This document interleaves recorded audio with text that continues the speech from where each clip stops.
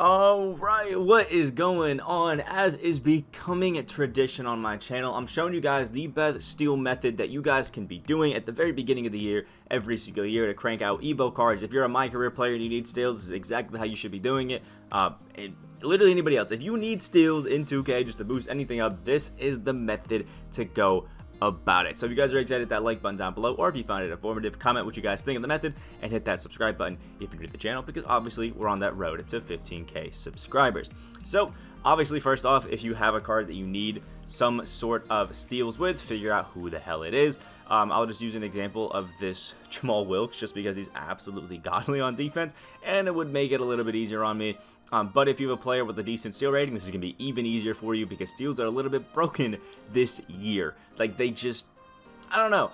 They're either the easiest thing to get in the world or the hardest thing to get in the world. But the 82 steal is going to be more than enough, and make sure you check out your badges just to make sure the card either has a pickpocket or an interceptor, because both of those badges are going to be huge. As you can see, we don't have anything like that on Jamal Wilkes, no pickpocket. So if he doesn't have that and you want this to be easier, you can go through if they can upgrade it and add pickpocket to it.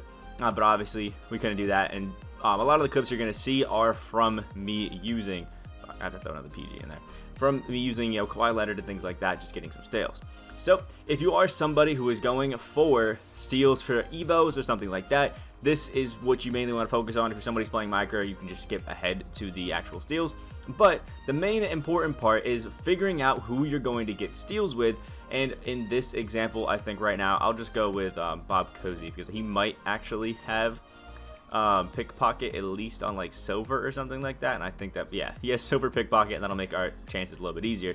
And then what we want to do is, once we have our guy that we're picking out to be, I guess our main steal person, we want to make sure we look at his height. 6'1" is Bob Cousy, and we have to put cards that are shorter than or taller than him on the lineup, because this will make sure that this guy is at the PG position, because for some reason triple threat there's no way to actually switch matchups, which is just so annoying. But you can do this in others. I just think it's easier to do it in triple threat.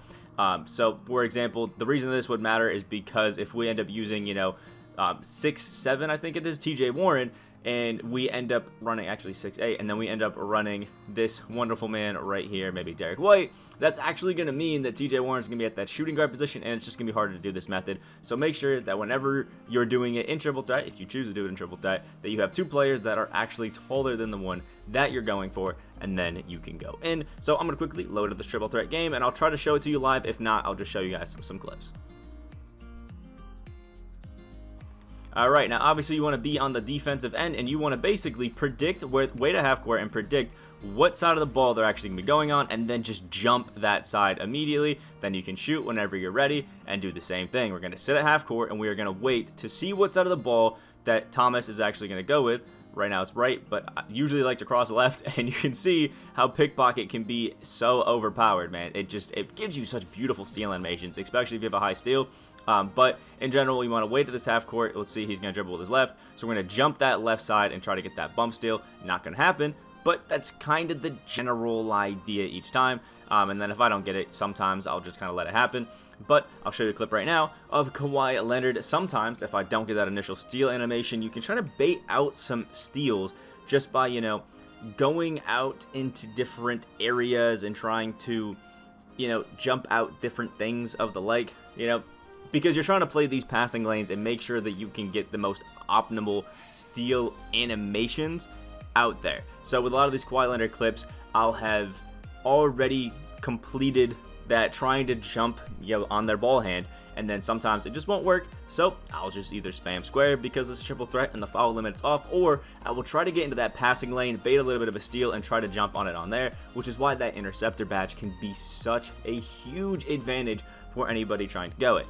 And I'll put a slower clip of what I'm talking about on the screen right now, where I'm sitting there and I'm going to wait at that half court area. We're sitting around at that half court line, and we're waiting to see what side that the actual point guard on the offensive end is going to try to go with. If it's the right side, we're going to try to jump the right side. If it's the left side, we're going to try to jump the left side. And as they move up the court, we're going to try to predict where that is. Then we're going to hold RT and run towards that ball hand. And as soon as we get a little, like right before them, we're like a step away from the actual defender, we're going to press square to get into that steal animation and basically just try to bump into the ball to get it, and then obviously once you get it, you can take whatever the hell shot you want. But in general, this is exactly how you want to do it. Wait at that half court and then see which side they're going to go, left or right, and once they go to that side, you're going to want to run and then try to just quickly bump that ball hand. Now, if you're actually in one of these games, it'll be a little bit more tough actually to get some of these, because as you start to get steals, the AIs are going to realize what you're doing and then start to cross over instead of just walking down with that arm. See, he crossed over as he saw me running to him just because that's easier. But you can try to do what I tried to do right there.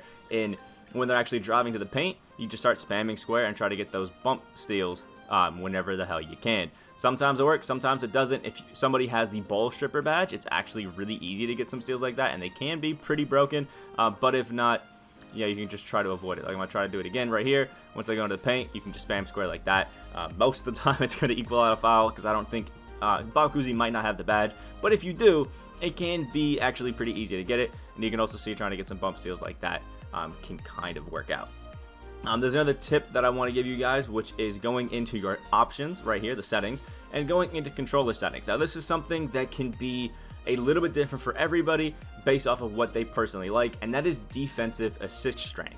If you look at it, this determines the effectiveness of AI defensive movement assistance. So when you're actually on the ball, sometimes it can, you can feel like it's pulling you a little bit too much or to one direction, left or right, and this can really help you either not feel like the 2K is controlling you and feel like you have a little bit more control. So if you have a higher defensive assist strength, that means that the AIs or just the 2K in general is going to be pulling you a little bit to one way or another, depending on where they think that the actual player is going to go. And in order to, I guess, better get rid of this, if you feel like it's pulling you a little bit too much because your basis is 50, you can bring it down to 30 to 25 to 10. And what I recommend with a lot of you guys is just try it out for a little bit. Put it up to, leave it at 50. If you feel like you're getting a lot of steals, no reason to touch it. If you feel like the AI could be helping you a little bit more, throw it up a little bit. And if you feel like it's not helping you at all, throw it down. I personally have just been playing with 0 just because I feel like it's the easiest to do it, and I feel like I have the most control on it. But that's just a personal thing, and this is something that will affect everything that you're doing in the game. Let's see if we can 3 yamming. And it can kind of just help you in general. But again, I'm going to try to keep getting steals throughout the end of this. And you can see we're just going to try to jump on that ball hand, and eventually we'll get steals just like that. This is a method that takes a lot of time to get used to, but you can help yourself out by putting badges like pickpocket, interceptor, and things like that onto the player just in case. And you can also get some bump like that if they pick it up. You can see I'm trying to bait out some of these avenues that they could pass it, trying to step too far away and things like that. Sometimes it works, sometimes it doesn't. This method takes quite a while to get used to. Obviously, I've been kind of doing this method and getting steals on my team since 2K20, really going at it for these Evo cards. So I've kind of got used to it, but my number one tip that I try to tell everybody every single time is do not get salty at it. The easiest thing to do is get mad at 2K, and then you obviously will not be getting any steals if you're sitting there angry at the game. So the best thing to do, stay level-headed, and don't just get angry at the game. It's obviously the most simple thing that you could think of, but it really changes up how well you're actually playing the game if you're tilted or if you're just having a good time. So right now I'm going to try to let him into the paint a little bit, see if I can get one of these bumps. Oh, yep, there it is. That's the exact animations that I'm talking about, letting him get into the paint and getting those nice and easy steals, and we will wipe that 3 to get it to go in right there. So again, a recap, I'll put another clip on it right now. Wait at the half court line right there and predict what side of the ball they're going to be going on.